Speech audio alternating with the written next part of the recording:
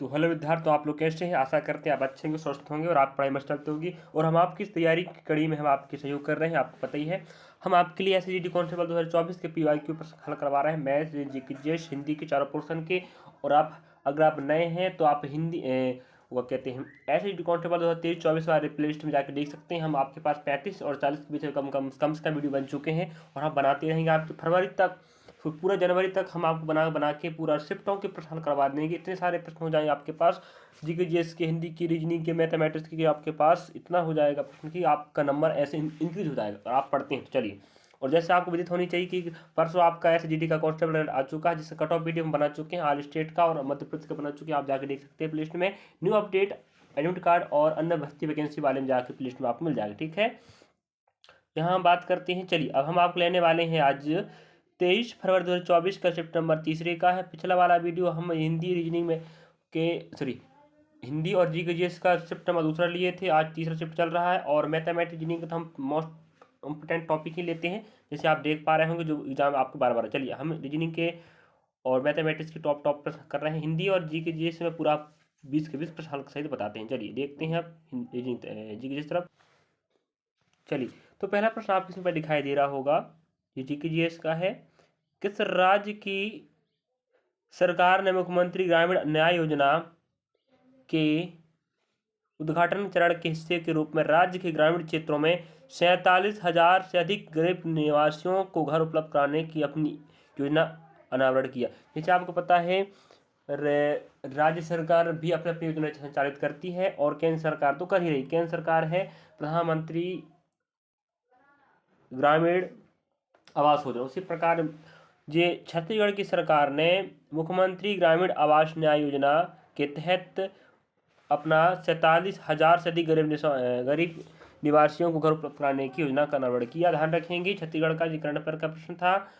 चलिए, यहाँ नेक्स्ट प्रश्न की अगर बात करें हम यहाँ पर प्रश्न क्रमांक दूसरा देख सकते हैं आप लोग।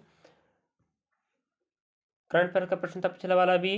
राष्ट्रीय बाल भवन NBB की पहल है कि जो आज 4 प्रमुख क्षेत्रों में बच्चों की सृजनात्मक क्षमता को पहचान कर उन्हें अपनी सृजनात्मक क्षमता का विकास करने और बेहतर बनाने की दिशा में प्रेरित करती है। इसकी मूल्यांकन, चयन प्रक्रिया और कार्यविधि भिन्न प्रकार की है। इसके विभिन्न क्षेत्रों में ख्याति प्राप्त सृजनात्मक कलाकारों और विशेषज्ञों को परामर्श पर निरंतर सुधार की आवश्यकता बनी है। यह हमें राष्ट्रीय बाल श्री सम्मान इसका राइट आंसर होगा। बहुत बड़ा सा प्रश्न दे के रखा है, दिक्कत हो जाता है ऐसे प्रश्न, है कि नहीं? तो आप जिम्मेदारी बनती है प्रश्न हल करने की। प्रश्न दूसरा आंसर आएगा इसका। अब तीसरा प्रश्न की बात करें, करंट अफेयर का प्रश्न था वो भी। तो 2 करंट अफेयर के प्रश्न आपके पास मिल चुके हैं, आप समझ गए होंगे कि 2 प्रश्न आप करंट अफेयर मिलने वाले हैं। अब यहाँ देखते हैं प्रश्न नंबर तीसरा की बात करें।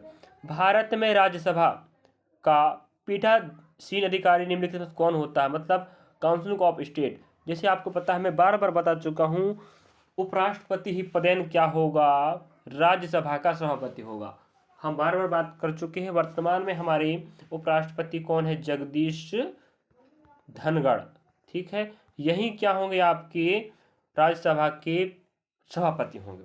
इस प्रकार का प्रश्न पिछले पीवाईक्यू में पूछ चुका है, इसलिए बोल रहा हूँ बार बार मैं, जो टॉपिक पूछ रहा है राज्यसभा, लोकसभा, तो आप उनको पूरा पढ़िए, एग्जाम में आएगा, ध्यान रखें। ठीक है, अगला आप देखते हैं प्रश्न नंबर तीसरा हो चुका, चौथा की ओर बढ़ते हैं हम आप। और गणना का प्रश्न भी हर एग्जाम में आ ही रहा है। भारत की सामाजिक, आर्थिक और जाति गणना 2011 ग्रामीण खालिस्तान अभाव मापदंडों पर परिवारों की स्थिति पर अन्य श्रेणी के तहत उनकी रैंकिंग करती है। तो वो क्या है? 7 अभाव मापदंडों पर परिवार की स्थिति के आधार पर अन्य श्रेणी के तहत उनकी रैंकिंग करती है। जी, जनगणना का प्रश्न भी आ रहा है आपका। राज्यसभा लोकसभा का प्रश्न पिछली बार पूछ चुका था, अब ये आपको जनगणना का प्रश्न आ रहा है, देख सकते हैं आप लोग। पिछला प्रश्न भी जनगणना का था, अभी वाला भी जनगणना का प्रश्न है। तो जनगणना आपको पढ़ना याद रखें, ध्यान रखें, आपकी जिम्मेदारी ही बनती है, आप भी पढ़ते रहें। हम पीवाईक्यू प्रश्न करवा रहे हैं और दिखा रहे हैं एग्जाम में किस प्रकार प्रश्न आ रहे हैं और आपको बनाना कैसा है और किस टॉपिक से प्रश्न आ रहे हैं। 2011 की गणना के अनुसार भारत के किस केंद्र शासित प्रदेश की जनसंख्या घनत्व सबसे अधिक है? तो केंद्र शासित प्रदेश की बात कर रहा है, आपको पता ही होनी चाहिए, दिल्ली एक केंद्र शासित प्रदेश है जिसकी जनसंख्या घनत्व सबसे अधिक है। इतनी आबादी रहती है किलोमीटर के अंदर की, कह नहीं सकते। ठीक है, बहुत घना आपका केंद्र शासित प्रदेश के अंदर आता है आपका राजधानी क्षेत्र दिल्ली। ठीक है, चलिए अगला प्रश्न की बात करें। प्रथम राष्ट्रमंडल खेल का आयोजन कब हुआ था? तो वो है आपका 1930 में। याद रखेंगे, प्रथम राष्ट्रमंडल खेल का आयोजन हमारे सन 1930 में हुआ था। इसका प्रश्न भी बार बार पूछा, तो खेल का प्रश्न आ रहा है, आपको खेल संस्करण याद रखना है। ओलंपिक खेल, राष्ट्रमंडल खेल, एशियाई खेल और राष्ट्रीय खेल संस्करण याद रखिए। आने वाला खेल कब है, पहला खेल कब हुआ था और कौन कौन ट्रॉफियां हैं, सम्मिलित खेल व खिलाड़ी। ठीक है, चलिए ये प्रश्न आप इसमें पर देख सकते हो। चलिए अगला प्रश्न देखते हैं। यहाँ उसका प्रश्न आ गया है जी। चलिए तो यहाँ अंग्रेजी वाला प्रश्न बना के दे दिया है, चलिए आप देख लीजिएगा। आगे बढ़ते हैं हम। मौर्य साम्राज्य का पहली बार प्रश्न पूछा था संस्थापक। उसके बाद हमें मौर्य साम्राज्य का अंतिम शासक पूछा, पहला शासक पूछ चुका है, मौर्य साम्राज्य की राजधानी पूछ चुका है। अब देख सकते हैं मौर्य साम्राज्य के सम्राट अशोक कौन से धर्म के अनुयायी थे, ये पूछ लिया। देखिए इस प्रकार से आप समझ जाइए, मौर्य साम्राज्य एक बार आ चुका है, बोल चुका हूँ। 3 या 4 प्रश्न बन गए भी मौर्य साम्राज्य के। पहली बार पूछा था मौर्य साम्राज्य राजधानी कहाँ थी, उसके बाद मौर्य साम्राज्य पहले शासक पूछा, उसके बाद अंतिम शासक पूछा, अभी पूछ लिया है अशोक के बारे में, जो मौर्य साम्राज्य के ही शासक हैं। तो मौर्य साम्राज्य शासक अशोक बौद्ध धर्म को अपनाए थे, याद रखना। जो कलिंग युद्ध हुआ था ना 361 ईसा पूर्व, 361 ईसा पूर्व में एक युद्ध हुआ था कलिंग, राजा खारवेर के साथ हुआ था। कलिंग उड़ीसा में पड़ता है। यहाँ इतना दर्दनाक हादसा हुआ था कि जिसे देखकर सम्राट अशोक भयभीत हो गए और इसी युद्ध के बाद उन्होंने बौद्ध धर्म को अपनाया था। ये बात भी याद रखें आप, ठीक है। चलिए अगला प्रश्न को बढ़ते हैं, हम स्क्रीन पर दिखाते हैं आपके लिए। और पंचवर्षीय योजना भी बार बार आ रहा है, मैं कितनी बार कह चुका हूँ पंचवर्षीय योजनाओं को पढ़ें पढ़ें पढ़ें पढ़ें, क्यों नहीं पढ़ते आप, ये बताइए। हर शिफ्ट में एग्जाम पूछ रहा, जनगणना पूछ रहा, पंचवर्षीय पूछ रहा है। भारत की निम्नलिखित में से किस पंचवर्षीय योजना का उद्देश्य भारत को आत्मनिर्भर और स्व उत्पादक अर्थव्यवस्था बनाना था? ये आपका रहेगा तृतीय पंचवर्षीय, ठीक है। और रही बात विद्यार्थियों, मैं पंचवर्षीय योजना और जनगणना का पूरा डिटेल वीडियो लाने वाला हूँ, ठीक है।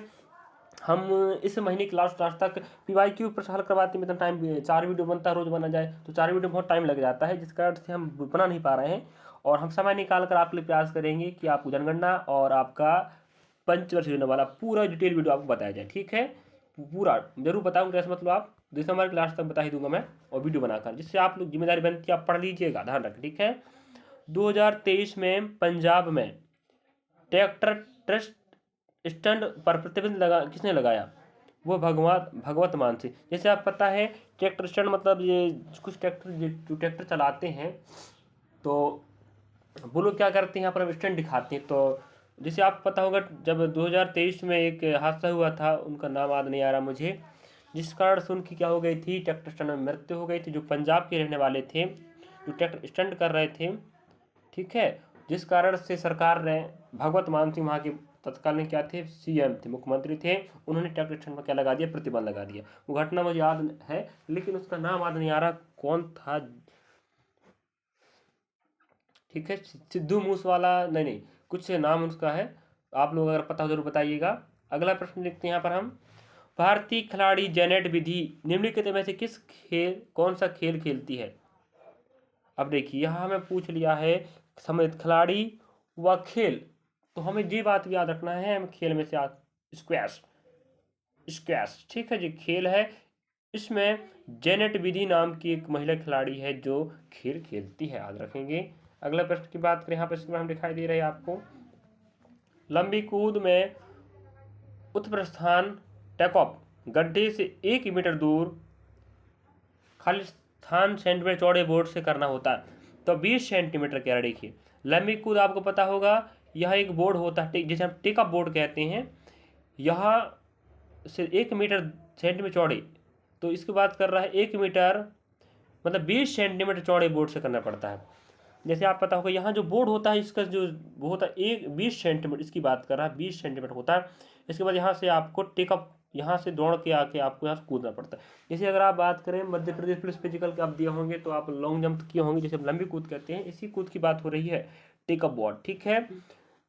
गड्ढे से 1 मीटर दूर होता ही है, आप पता है, यहाँ गड्ढा रहेगा ना, यहाँ गड्ढा रहता है और यहाँ 1 मीटर दूरी रहता है, और यहाँ से जो टेकअप बोर्ड होता है इसकी 20 सेंटीमीटर की चौड़ाई होती है, इसी की बात कर रहा है। तो आप अगर मध्य प्रदेश के विद्यार्थी अगर आप दिए होंगे फिजिकल तो आप पता ही होगा। पंडित भीमसेन जोशी को निम्नलिखित में से किस वर्ष सर्वोच्च नागरिक पुरस्कार भारत रत्न दिया गया था? तो 2009 याद रखेंगे। भीमसेन जोशी याद रखेंगे। तो हमें एक बात समझ आई, भारत रत्न भी आपको पढ़ना है, भारत रत्न भी पढ़ना है। तो भारत रत्न की बात करें, शुरुआत 1954 में याद रखेंगे।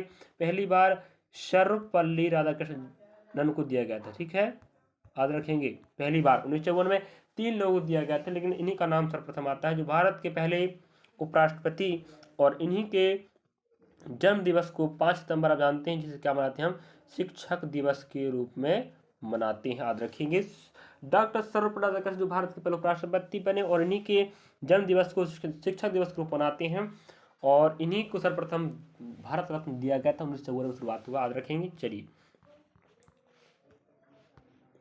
जहांगीर ने फिर प्रश्न पूछ लिया है, आप लोग देख लीजिएगा।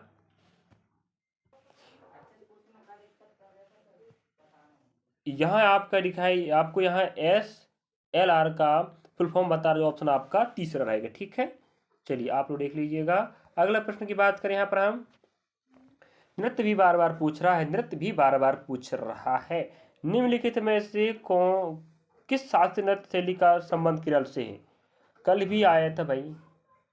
कथक उत्तर प्रदेश का है, यूपी का है, और उड़ीसा का रहेगा, शास्त्रीय असम का रहेगा। बताइए, जिसका संबंध आपका किस आंदोलन से रहेगा? भक्ति आंदोलन से, बताइए, ठीक है। मोहिनीअट्टम का संबंध आपका केरल राज्य से।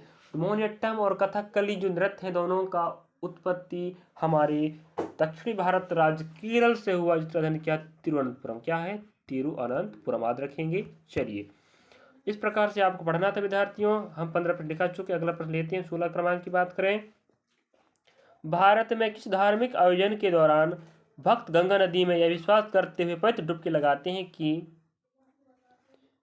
इसके पाप धुल जाएंगे, और नदी के किनारे विभिन्न अनुष्ठान करते हैं? वो कुंभ मेला। कुंभ मेला, आप जैसा पता है, कुंभ का मेला लगने वाला है अभी प्रयागराज उत्तर प्रदेश में, गंगा नदी के तट पर, पता है आपको ना। तो उसकी तैयारी जोरों शोरों से चल रही है। अभी कुंभ मेला का शुभारंभ होने वाला है, और हमारे भारत में नदियों को मां माना जाता है, और कहा जाता है कि क्या क्या कहा जाता है कि नदी पवित्र है, और इससे डुबकी लगाने से पूरे पाप धुल जाते हैं। और फिर बताया मैं आपको, भारत में पंचवर्ष योजना का तो प्रश्न बन ही रहा है। पंचवर्ष योजना का प्रश्न आएगा, जनगणना का प्रश्न आएगा, निकटवर्ती राज्यों का प्रश्न आएगा, खेल का प्रश्न आएगा, संबंधित खेल खिलाड़ी क्या खेलता है, शब्दावली आएगी, कब आएंगे, ट्रॉफी आएंगे, और आगामी खेल, एशियाई खेल, ओलंपिक की शुरुआत कब हुई, लास्ट खेल कब हुआ, आगामी, और संस्करण पूछ सकता है, बार बार पूछ रहा है। जैसे भारत की प्रथम पंचवर्ष योजना किस मॉडल पर आधारित थी? तो वो है हेरोड डोमर मॉडल। और दूसरी योजना की बात करें, वो है महालनोबिस, याद रखना, ठीक है।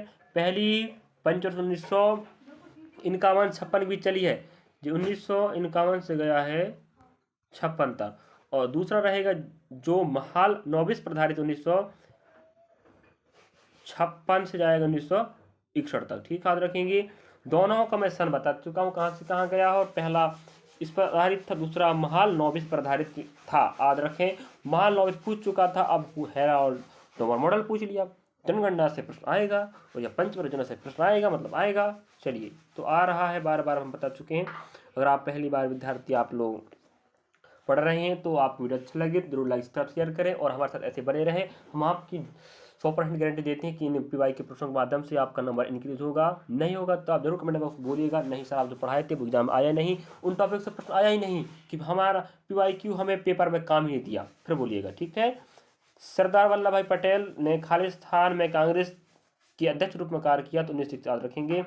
1931 में जो भारत के पहले गृह मंत्री एवं सूचना प्रसारण मंत्री बने थे, कौन? भारत देश में भारत के पहले गृह एवं सूचना प्रसारण मंत्री सरदार वल्लभ भाई पटेल थे, और 1928 में इन्हें सरदार की उपाधि दिया गया। सरदार, क्या इसकी उपाधि? सरदार की।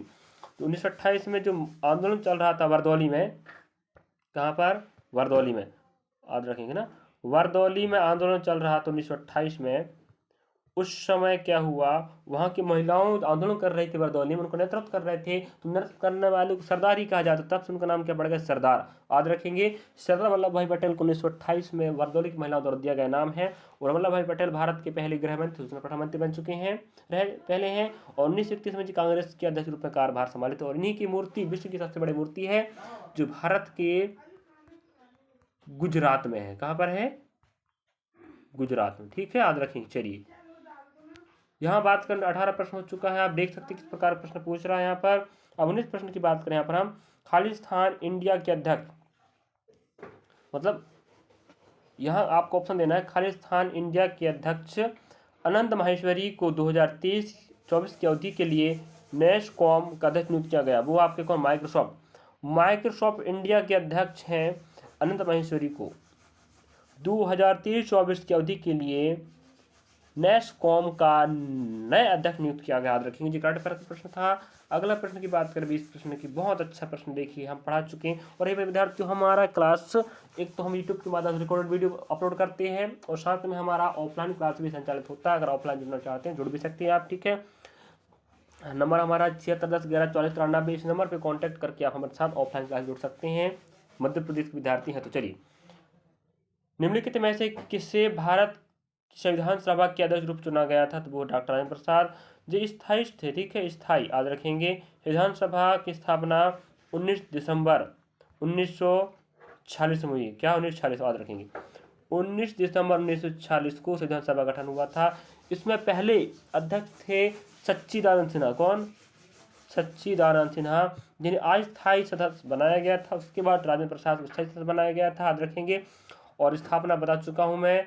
और इसकी स्थापना कैबिनेट मिशन के तहत हुआ था, जो 1946 में आया था, कैबिनेट मिशन। अगर आप विद्यार्थियों पीवाई के प्रश्न कर रहे हैं तो आप लोग बगल में एक नोटबुक रखा करें, जिसके माध्यम से हम जो ऐड जानकारी बताते हैं, तो उस ऐड जानकारी को आप नोटबुक में लिख लिया करें, चाहे मैथ रीडिंग, चाहे हिंदी का, चाहे जीके जैसी बात हो, ठीक है। तो और संविधान निर्माण करने के लिए पहली जो आई थी 1942 में क्रिप्स मिशन आया था। क्रिप्स मिशन, इसको भी प्रश्न में पूछ चुका है, नहीं पूछा, बताइए, पूछ चुका ना, आप देखे होंगे ना। तो विद्यार्थियों, आप उम्मीद आशा रखते हैं कि हम आपके लिए वीडियो लेकर आए, बहुत शानदार वीडियो लेकर आए हैं। 20 प्रश्न हल करवाएं, जो आपके शिफ्ट नंबर कौन से के हैं, 23 फरवरी 2024 के शिफ्ट नंबर 30 के हैं। दूसरा काम का पहला, दूसरा हो चुका, तीसरा चल रहा है, चौथे पे करेंगे, फिर हम 24 तारीख पहुंचेंगे। इस प्रकार से हम पूरा दिसंबर और जनवरी लेके चलेंगे। फरवरी में आप एग्जाम है, 4 फरवरी से एग्जाम स्टार्ट होने वाला है, आप याद रखेंगे। और आपका चयन 2023 भर्ती में नहीं हुआ, 2024 की भर्ती 25 में होना है, और 25 की भर्ती 2026 एग्जाम होना 1 साल बाद, अप्रैल मार्च में होगा 26 में। आप इसी भर्ती में अगर आप नंबर अच्छे ला लेते हैं तो आप अगली भर्ती तैयार करने की नहीं पड़ेगी, हम आपका सहयोग कर रहे हैं। अगर इस भर्ती में आपका चयन नहीं हुआ है जीडी में, तो कोई दिक्कत बात नहीं। जिसका चयन हुआ वो बधाई के पात्र, नहीं हुआ तो रोने की जरूरत नहीं है, आपको दोबारा मौका मिला है। आप बेहतर प्रयास करें और अच्छे नंबर से पाकर आप माता पिता का नाम रोशन कर सकते हैं। जय हिंद, जय भारत। अगर आप वीडियो अच्छा लगे जरूर लाइक सब्सक्राइब शेयर करें, आपका सहयोग हमारा हौसला बढ़ाता है और हम आपके लिए बेहतर काम करते रहेंगे। चलिए, थैंक यू, धन्यवाद।